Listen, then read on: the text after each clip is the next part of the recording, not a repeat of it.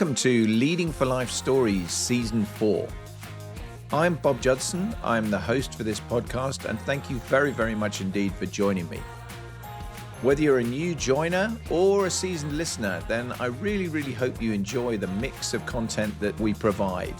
The personal stories, the thematic episodes, and of course the fantastic guest interviews. If you've been with me since the beginning, then I'm enormously grateful for your loyalty and thank you so much. If you're relatively new to the show, then I really hope you like it and I hope you find all of it interesting and some of it hopefully useful to you. Please subscribe on whichever channel it is you're using, whether it's YouTube, whether it's a podcast platform. That really helps us boost the show and get it over the hills on the algorithms. So if you can do that for me, I would be enormously grateful. But without further ado, let's go. Welcome back, everybody. Greetings from Paris this time, hence my slightly more bland background in the hotel room that I'm in, because I'm out here delivering training for Last Weekend Next for Deloitte University, who I regularly work with, and hence recording the podcast out here to cover off some stuff for you that actually came from the course I've just done as an interesting topic of discussion that I think was a bit thought-provoking, and so I thought a thematic episode that basically explored this and hopefully invites some feedback from you and certainly gives you some reasons to think about it and perhaps a bit of a discussion. Because we were talking about the kind of future development of experience in the workplace, and this is really relevant whether you're young and relatively new in work, or indeed whether you're much more experienced in the leadership world and looking at growing people coming up behind you in the system. And the two factors that really came into play as we started talking about this were hybrid working, principally working from home or not in the office, and also artificial intelligence, which together combine, or could at least combine, in quite an unattractive way in terms of development of the future workforce. Because the basic premise we were working on is that if you work a lot from home or away from the office or not in formed teams, so you're having to work a lot virtually, your main connection is over media like this or on a Teams call or whatever it happens to be, then actually that's a challenge in terms of growing team cohesion, learning by doing. And we've all grown up, those of us who've been around in the workplace for a while have grown up really developing ourselves on the conversations at the coffee bar or in the in the crew room if you're in the military, or at the water cooler kind of thing in the office. These are important discussions that are not part of formal meeting structures and that don't necessarily happen in a virtual setting at all, because you're very much more online, tied to a meeting agenda, and there's no kind of chit chat around the margins. There's no meet for a coffee before or afterwards. There's no lunch kind of thing. All that sort of stuff that plays to challenge a little bit what happens to you as you grow up through the experience levels. And so that's one factor. And the second related factor is what artificial intelligence is going to do in terms of arguably augmentation on one level of the workforce, but actually arguably replacement of the workforce on another level. And I think there is a growing concern and a realization that there's a high likelihood that enhanced artificial intelligence in the next few years is going to have a significant impact on the number of junior staff in office type roles that companies require.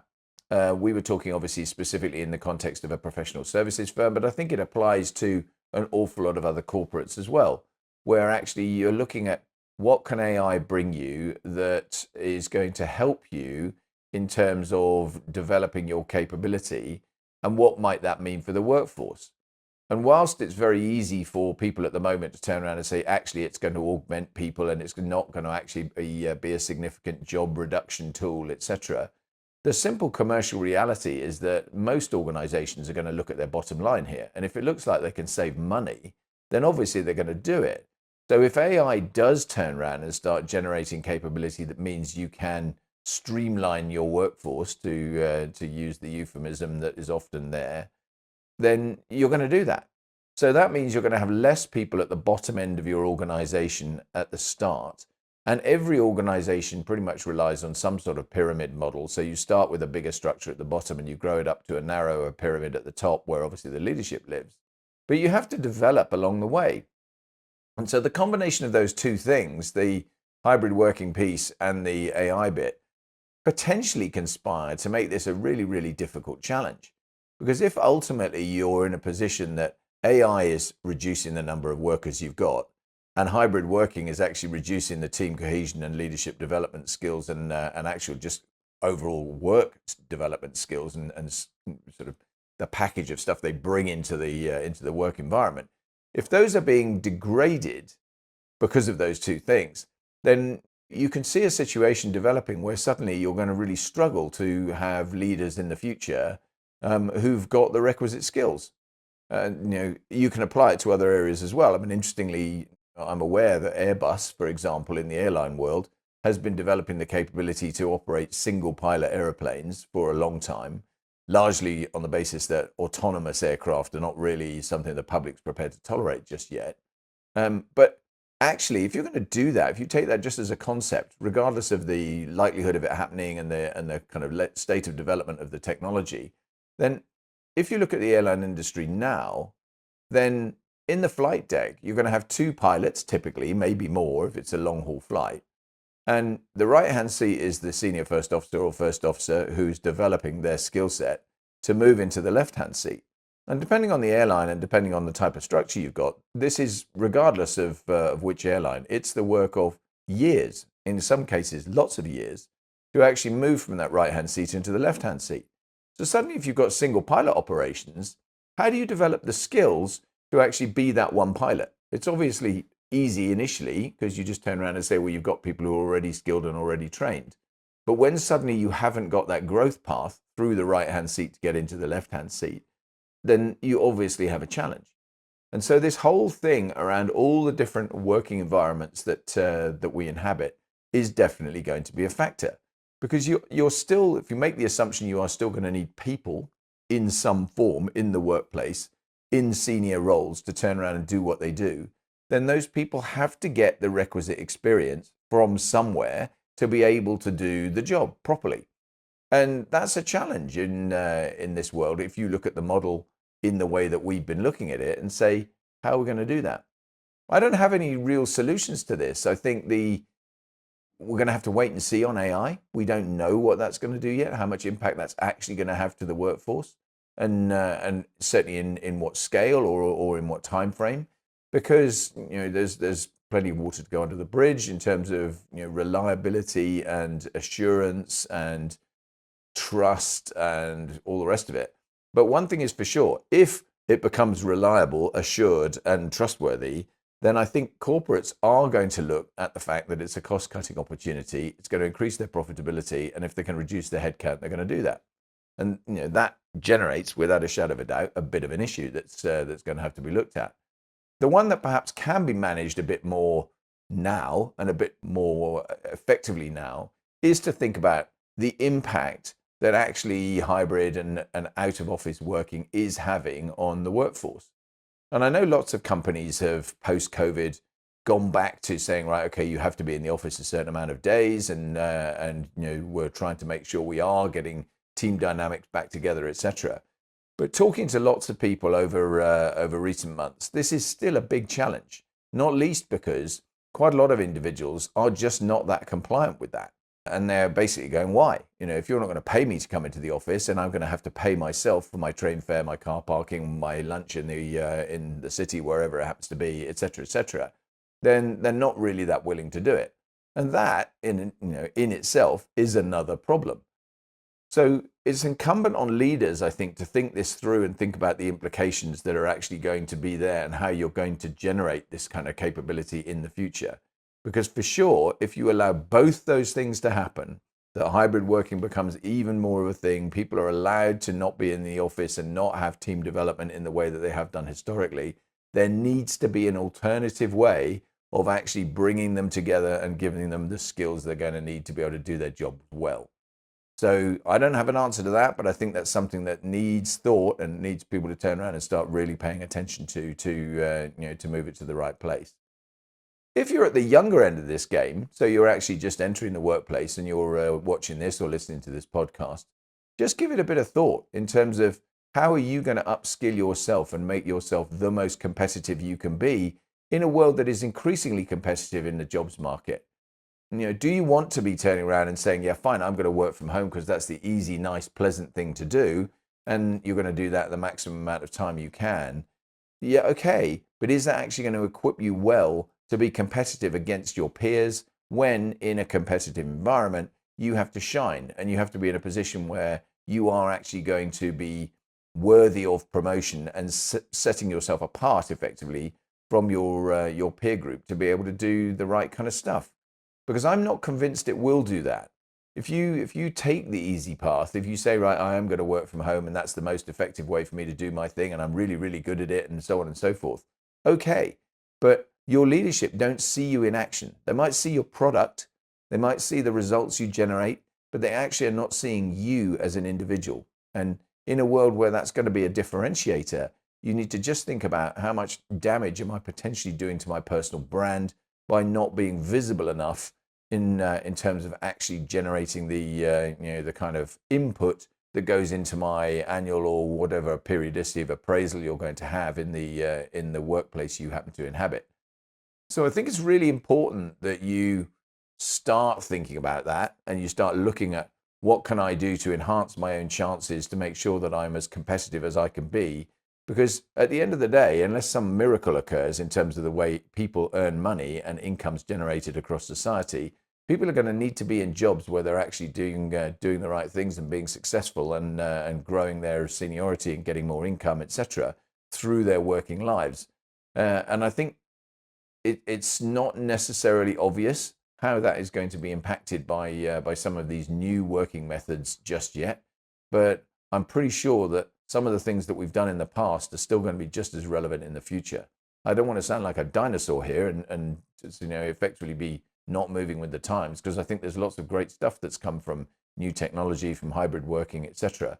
But I do think that learning from others is a really, really important thing. Leading by example as a leader is a really, really important thing. And therefore, bring those two things together. Get yourself in a position where you are able to learn from the people you're working around in a world that actually needs you probably to be working at least some of the time, not necessarily all of the time, closer together. Think about AI as well. What's it actually going to do? How can we shape that? What can we do to turn around now and start influencing the impact? Because my fear is that this could creep up and really bite us in the backside. If we're actually not paying attention, suddenly there'll be a lot of AI capability that is coming in that actually is genuinely allowing employers to turn around and say, do you know what? We're actually not going to recruit any new recruits this year, coming out of university or coming out of the school system or whatever it happens to be, because actually we don't need to. We can do that by automated tools, and therefore we can minimize the amount of headcount we've got, because people in organizations, whether you like it or not, do generate some challenges for employers. Obviously, people have far more issues than machines do, and therefore that's another factor, never mind just the salary, that is going to influence this, because you don't have to deal with any of the HR related issues and so on that you get from having a person on the books. So just be conscious that this kind of stuff is not something we should be ignoring. And I think, as I say, I'm trying to look at it from both ends of the age spectrum here. The youngsters coming into the workplace who need to be paying attention to what's my working life going to look like? How can I enhance it? How can I turn around and make sure that I'm giving myself the absolute best shot at being as effective as I can be through my career, by starting really well, being in a position where I learn by doing, learn from others, set myself up for success in every sense of the word. At the top end of the scale, if you're a leader, how am I growing the future of my workforce? What am I actually going to do? What's the impact going to be if suddenly we change these things, particularly with AI, and particularly if we allow a perpetuation of hybrid working and so on? What's the long-term impact going to be on your workforce? Because I know for sure from the training I do, this is a topic that is coming up all the time amongst middle and senior managers, that they are concerned that it is having a very detrimental impact. And that's not just because I've been working at Deloitte this week. That's what I see from a number of other people I talk to and a number of other organizations I work with. So I do think we need to be really mindful of it and be paying a bit of attention. And that's really all I wanted to do this week. I don't want to make this a long episode. I just wanted to try and provoke a bit of a thought and generate maybe a bit of a discussion. So by all means, comment on this video if you're watching it on YouTube. Comment on the podcast platform if you're listening to it in audio, and just let me know what you think. You may think I'm completely wrong and this is not an issue, and it's absolutely fine. But if it is a problem and it needs addressing, then let's start having a bit of a conversation about what we can do to turn around and address it. Because I know for sure that a lot of employers are going to regret it downstream if they haven't actually thought about it. And a lot of young people are potentially going to regret it downstream if they haven't thought about it, because it could have a really significant impact on their careers. So I hope that's useful. As I say, I wanted to keep it really nice and crisp this week and just give you something to prompt some thought and be a bit, put a theme out there that is certainly running through a lot of the work that I do. We're back next week and look forward to speaking to you then. But thanks very much indeed for listening. All the best for now. Bye-bye.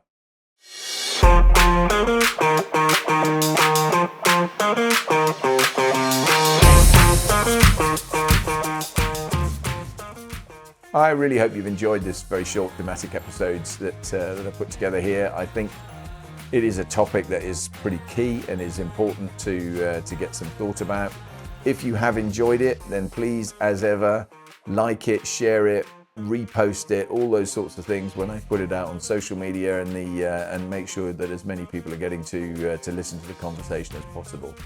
Please subscribe on YouTube. It's amazing that I've got an awful lot of people watching on YouTube, but actually relatively few subscribers to the channel, which is not helping on the algorithm. So it would be really, really helpful if you could do that for me.